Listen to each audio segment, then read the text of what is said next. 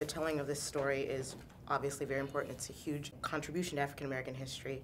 Dr. King's birthday is coming up, and I'm wondering, if you all have either visited the new monument in Washington, D.C., if you plan to, and what his legacy means to you.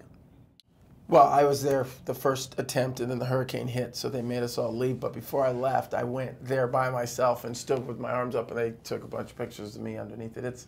It's awe-inspiring. I mean, it literally is, just to see. And then the wall with all the quotes and everything, it's beautiful. So yes, I've been there. It's great. Have you been there yet? Yeah, I had the opportunity to go there. It was moving. Yeah. And I like the way they present him. He's standing up. He's strong. His chest is out. His chin is up. You know, there are a lot of ways they could have. You know, you see monuments that are buried behind. We see. I mean, you go to cities in America where you see Confederate soldiers 20 feet tall.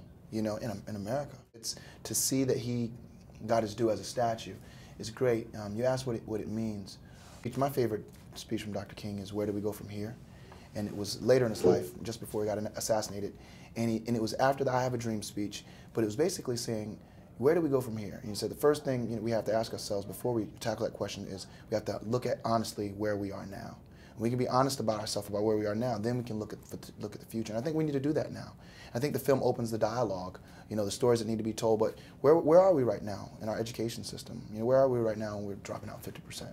You know, when the prison industrial complex is becoming, you know, it's privatized now, and then, you know, and you have, you know, these different companies, I'm not going to name the companies, that are, you know, they're hiring prison inmates to do their jobs.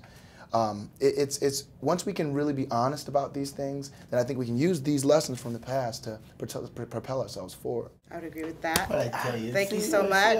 Based on the, what is it? Based on the grades of 4th grade boys. Yeah, they're building prison. That's insane. In the inner city, which means black. Exactly. You know, great.